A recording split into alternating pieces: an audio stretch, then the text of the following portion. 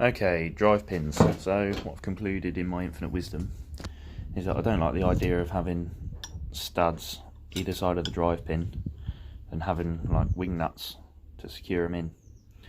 I think that'll look a bit naff. So what I've done instead is I'm going to have sprung balls like you would on a ratchet, and then I'll going to order silver steel, harden, temper it,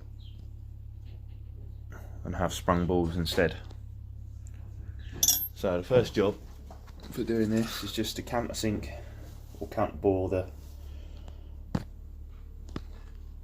the seat, so then I can centre drill down and you can follow along.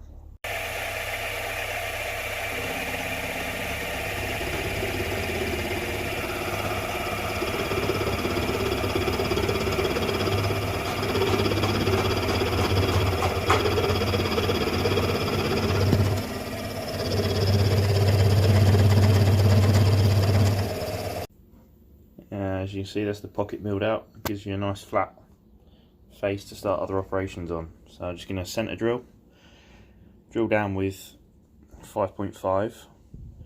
That's because the ball is 1/4 inch, so that gives it a nice seat to sit on.